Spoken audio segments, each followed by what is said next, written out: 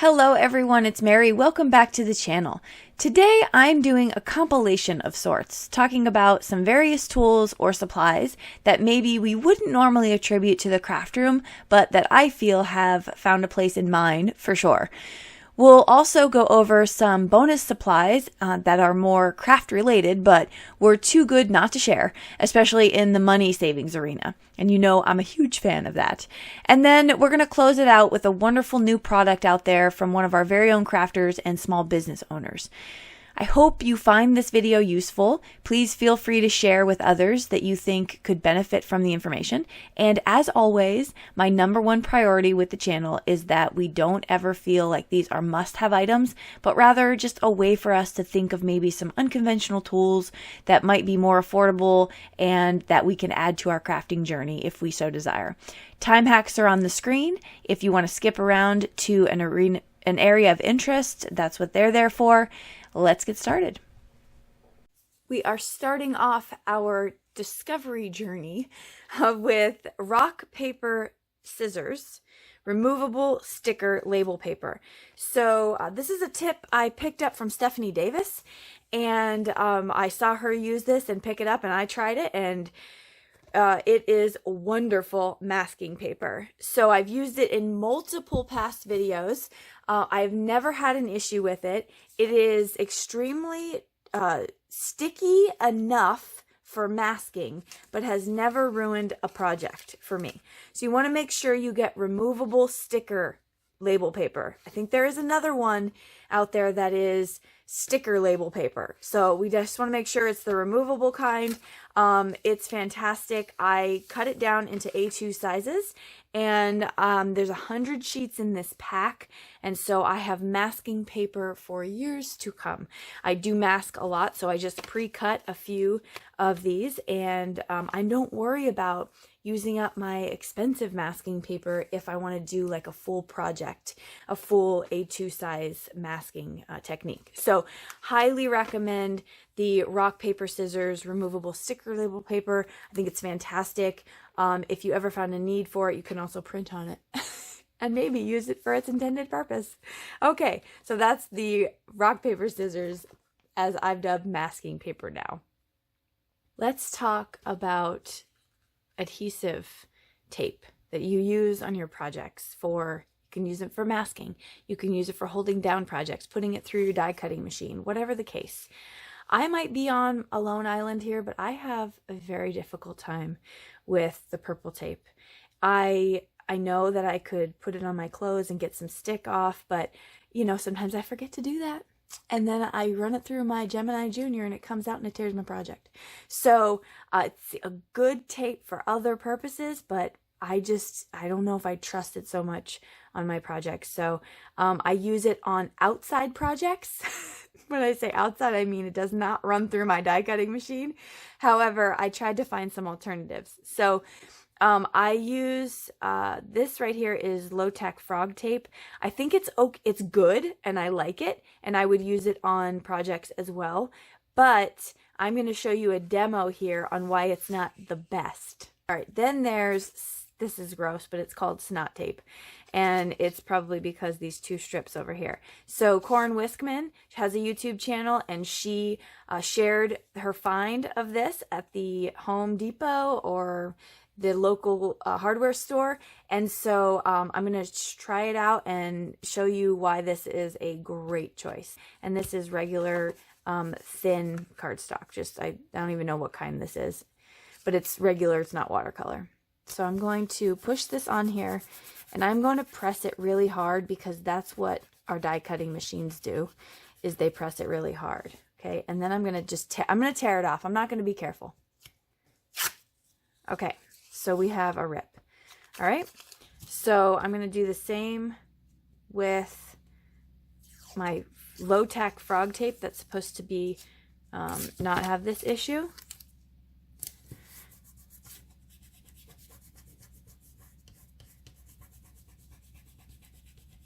All right. And we're going to rip that off too. No bueno. We're going to go in with the Snot Tape.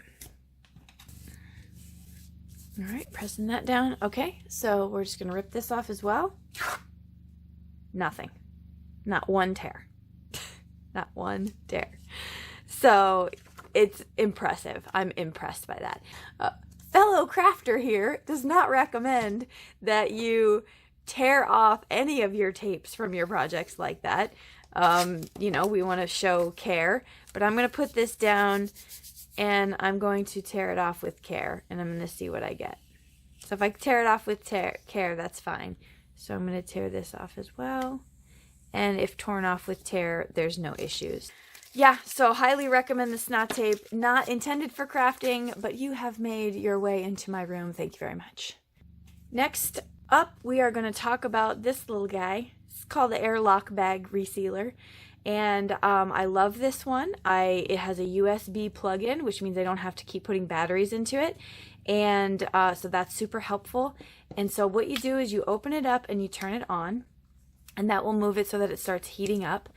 And it's basically going to seal plastics. It's intended for like chips, bags of chips that are open, things like that.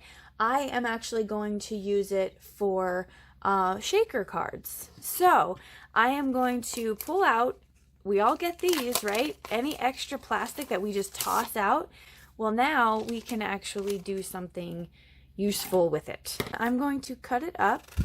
Now on the two sides of this, I will still have it sealed on these two sides, but right now you can see I have this open.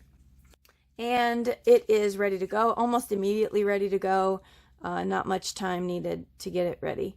And I'm just going to start at one end, and I'm going to pull and just make a straight line on the other end. Okay, so that's going to seal it. All right, so now what I'm going to do is I'm going to hold it from up here, and I'm just going to then place it right back in the same position it was in, and I'm going to then go down this way so that we cross over. It doesn't have to be perfect. As long as there's no space between the two, it will seal it. And then when you're getting ready, you can just go ahead and cut this right up against your line so that it basically, you know, gets rid of some of the excess. Okay, so then what we're going to do is this pouch is a little bit too big for me, so what I'm going to do is I'm going to cut it in half and make two pouches. And now I have this right here. It looks like this. I don't want to fill that because I feel like we'll get stuff spilled everywhere. So I'm going to take my piece again and just go right on the edge there and just pull it out that way, and then again putting it back in, coming downward.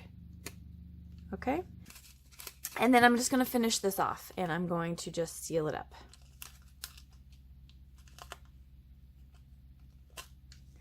All right, and we're going to go back down this direction. Okay, so we should be, and sometimes it'll peel right off for you, which is super convenient. And so we are going to make sure we have a shaker pouch.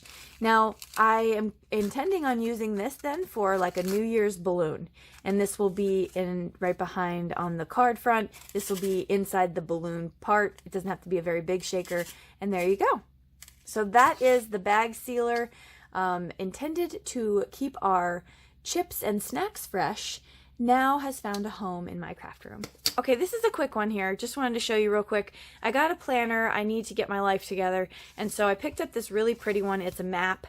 If you know me, I'm obsessed with maps.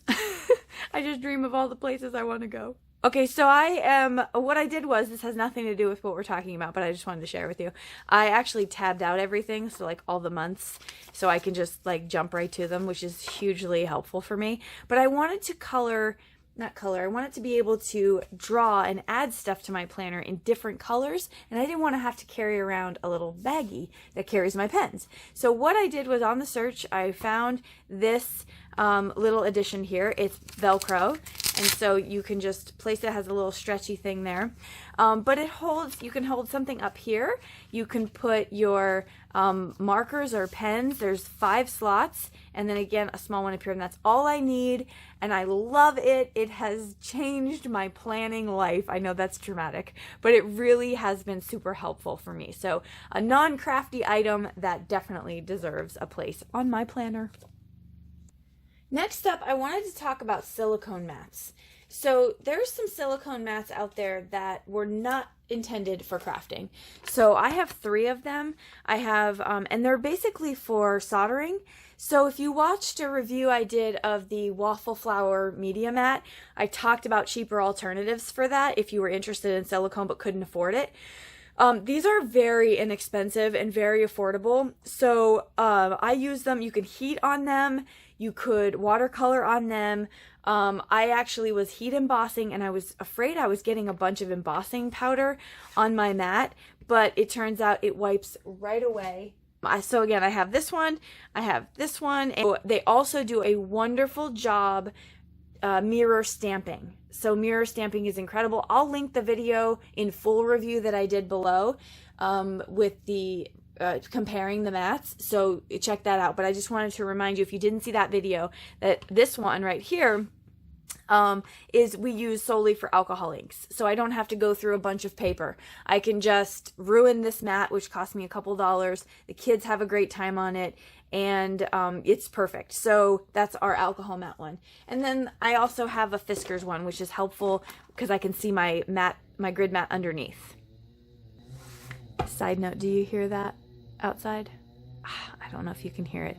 They're weed whacking. Next non-crafty item that we are pulling into our craft space is a whiteout pen. So whiteout is something that, I don't know if you remember back in the day, we used to have it like this, and this is now in the Dollar Tree, but it would be on a brush, and you can white out things when you're working in your administrative work. However, they now have it in a pen form, which makes it super easy and convenient to use. So I have picked these up, and the intended purpose here is to see if we can use it for adding a little bit of accent to our projects. You know, we like to do a white gel pen and things like that, and so I'm going to see if it has a purpose in the craft room. So on these, you want to shake it up really well. And I was playing with it, so it's a little dry on the end, but there's a squeeze right here, almost like our sparkle pens, but you just want to press down and you could squeeze it out, and you get a really stark white. Now whiteout dries pretty quickly, which is kind of convenient, so that's nice and helpful. And so I'm noticing that as I'm pressing more and more, it's coming out less and less like circles. But if I want to concentrate and make a circle, I could. So once you can do quick dots. If we're trying to do accent pieces, I probably would squeeze some out and then take the residual and do like that so I can get it thinner, right? If I need to cover up my mistakes from coloring, that would be good. Let's see if it covers up. So I'm just going to bring a line straight down.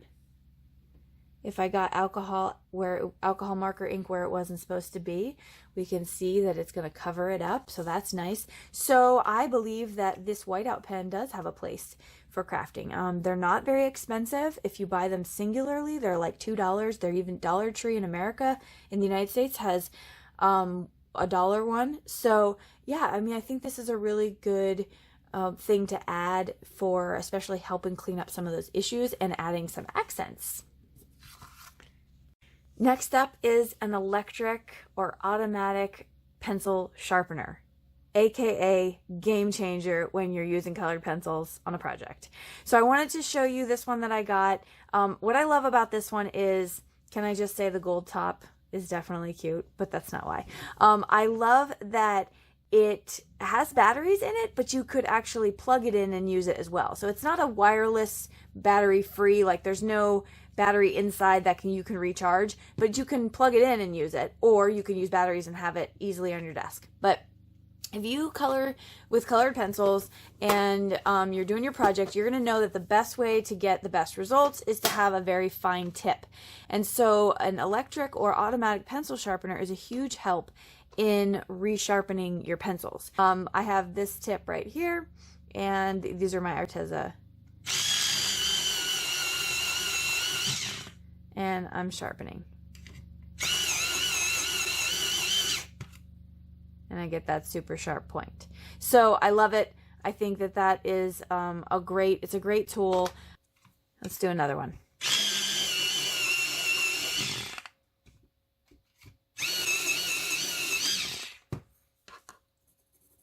Now this is the one I have, but it's just the idea of an electric pencil sharpener is something that I'm encouraging, especially if you're using pencils in your project. You pick up a cheap one at the local store.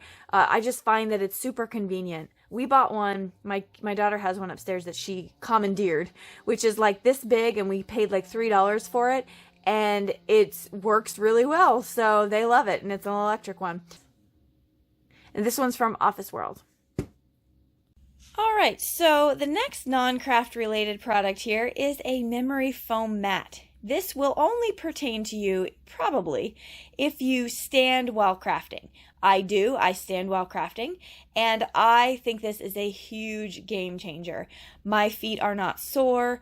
It is so comfortable. I love it. I got this one at Sam's Club, but I will link some comparable ones. But I would say just look around and see if you can get a good priced one. Maybe even a bath mat would be better than nothing, but this one's pretty sturdy. It was for the kitchen, so yeah, it's just wonderful, and it has really alleviated a lot of pain in my back. So that's the one. And then the other thing that's coupled with it, so because I stand while crafting, I had this desk here, and I noticed that this edge of it was poking me in the stomach, and it was really painful. So I was even getting a little bit of bruising on my tummy. So what I did was I got this foam right here that comes in a very long strip, and it is meant for this. So basically it's like a kind of like a child proofing in your house so that kids don't bump into sharp edges. And I just use it for my desk. And so as you can see, it just goes all the way down. And now it's super comfortable to stand here and craft for a long period of time. Okay, so you're hanging out for some kind of crafty additional bonus items. So paper I wouldn't necessarily classify as a craft item, but it is necessary for what we do, so it kind of falls in that arena. Here we have on the left Neenah Solar White Classic Crest smooth cardstock, and this is wildly popular amongst people in the craft industry. I use it all the time. And then I have over here Accent Opaque cardstock as well. We have 110 pound over here with a 297 GM. You can get pound numbers all you want, but unless you know what the GM is, you're not going to know the true thickness or weight of the card. So the cardstock. So we have a 297 GM, 110 pound sturdy cardstock, a 80 pound right here, 216 GM. And then on Accent Opaque, we have an 80 pound with a 216 GM, and we have a 120 pound 325 GM. So significantly higher on here, that's why it's 120 probably, but then the two 80 pounds are identical. Now the differences between them so far just by looking at them is that we have a very bright stark white, and this one is not as bright white. If I put this against this color, it's going to be very white. So it's not going to really matter for your projects necessarily. I would not throw the Neenah into a category of off-white or cream or anything like that. So what I'm going to do is talk to you a little bit about the price differences between the two, and then also do they work with alcohol markers. So that's really the only medium, and then some ink blending. We'll test that out as well, just to make sure that it's comparable, because if we're going to be saving a lot of money, then we want to make sure that it is a comparable savings. Let's talk price first. I think that's one of the most intriguing aspects of this. So the Neenah Solar White 80 pound cardstock, that one comes in 250 sheets if you get it in bulk, and it's going to be $32.50. And then over here we have the Accent Opaque, which is, that one comes in as well, 250 sheets, and it is $11.92. So right there you can see a huge difference in the price between these two cardstocks. That is almost a third, right? I don't do public math, you all know that. but that's almost the third. Okay, so let's move on to the heavier cardstock here. For Neenah Solar White, we have, this is the 110 pound, comes in 250 sheets for $51.99. And that comes out to 20 cents a sheet. And why does that matter? Because I'm comparing price. And for the Accent Opaque, it comes in 150 sheets in bulk. And so when we look at 150 sheets for the Accent Opaque, we're looking at $18.73 for that one. So once we looked at pulling out my calculator, we did per sheet, you're going to have 12 cents per sheet. So 20 cents over here, 12 cents over here. This is a little bit of a heavier cardstock. So that's good or bad depending on what you're looking for. And so that's the price comparison. So let's take a look at how they do on alcohol marker coloring. I'm going to switch over to voiceover while I am testing out alcohol markers on these cardstocks. I chose some Ohuhu brush tip alcohol markers, and I am using this red blend. This is a wonderful red blend. It's going to be able to show us if it's going to mix. What I found when I was doing these is that I don't ever color with alcohol markers on a heavyweight cardstock like the 110 or 120. I just don't prefer to do that. I prefer the 80 pound. So when I was doing it, I noticed that the markers were seeping into that cardstock a lot. Yes, they blended, but again, kind of reaffirmed why I don't really use heavyweight cardstock. It just kind of seeped in a little bit too much, which didn't make for like a smooth blend. The 80 pounds are they're both titled smooth paper, and so that's probably why they were a little bit easier to work with. But I wanted to make sure I kept this in here so that you can see on both of the heavyweights what that end result is going to be. Yes, I was able to get a blend with alcohol markers on both of them. So yeah, so it worked. So we are going to switch here to the 80 pound next, and I'm going to keep this in as well, and so you can watch this. I did not notice a difference between the two of them when I was coloring up with my markers. I tried to keep them a little bit closer in proximity here so you can see a visual a little bit closer. But yeah, they went on really smoothly. They blended really well. I had no issues getting that to get that gradient look that we like to see with our alcohol markers. So I was impressed. And with that much of a price difference between the two of them, it's a no-brainer for me that this is going to be my go-to cardstock in the future. So yeah, hopefully that was helpful. And here I'm just going to freeze frame this so you could get a close-up of what that looks like. Really don't see a difference there. Okay, let's do some ink blending. So you must know that for ink blending, it is going to depend very much on a few factors to get a good blend. Your tool you're using, the paper, and the ink. And so there's a variety of different scenarios, I guess, or mixes of those three things. But what I have found is I've almost exclusively gone to a makeup brush type blender. Some made by craft companies, some made by, for makeup purposes like this.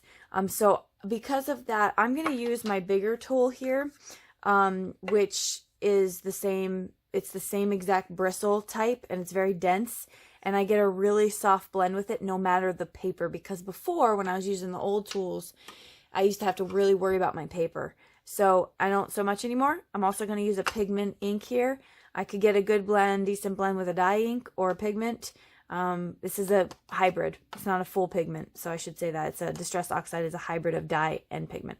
So we're going to see, using the same tool and the same ink, how we could blend on the paper. So right here, I'm going to start with the Accent. Actually, let's go in the same order that we did. I'm going to start with the Accent 120. For these two demos here, I sped this up and I made sure I did no more than 2 applications of my ink on each of the sheets. In fact, I did 2 exactly on all of the sheets. So I'm going to freeze frame it here so you can see, again, this is the 110 and 120 pound. The 110 is on top and the 120 pound is on the bottom. So Neenah on top, accent on the bottom. And then moving into the 80 pound, we're going to do this one as well.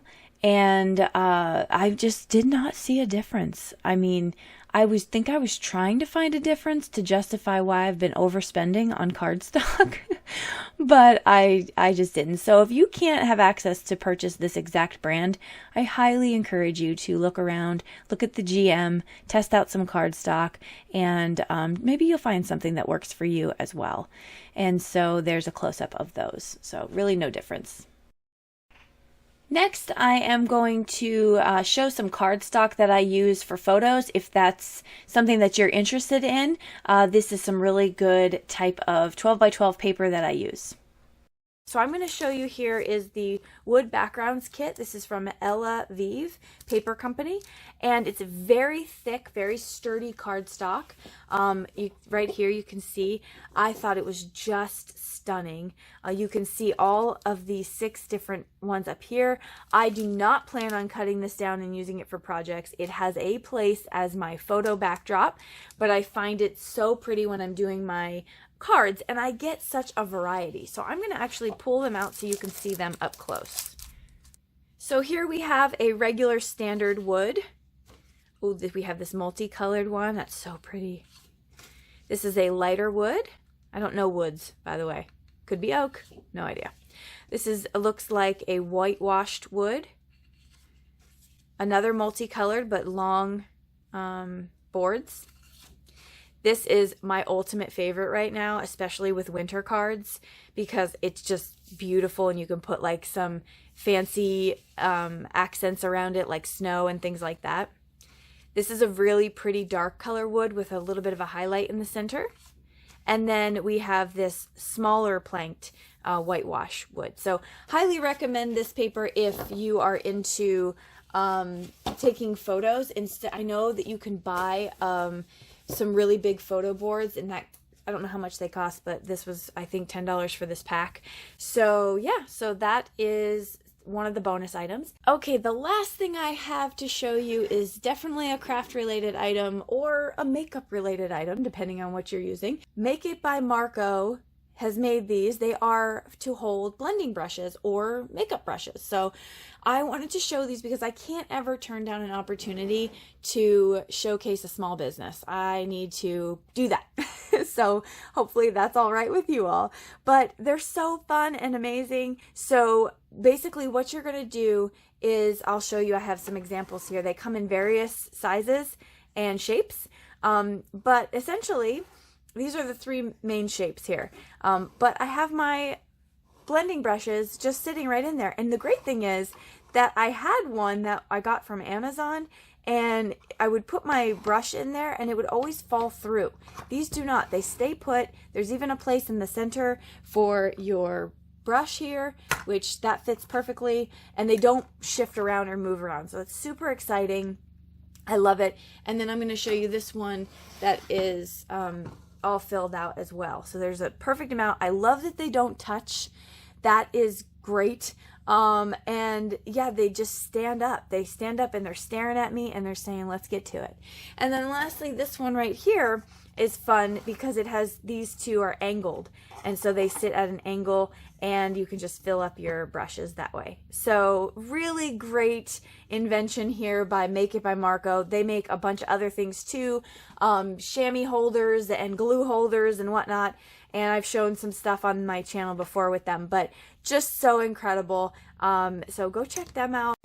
And that'll do it for this video. Thank you so much for hanging out with me. Feel free to share if you feel like this information could be useful to anyone else. You know I love to chat it up with you in the comment section, so go ahead and comment down below if you have any questions or comments. And on the screen, you'll see a couple videos that I've done that are similar to this, as well as places to find me other than YouTube, Facebook, Instagram, and the Collective Creators. Until next time, I hope you all have a fantastic day. Bye-bye.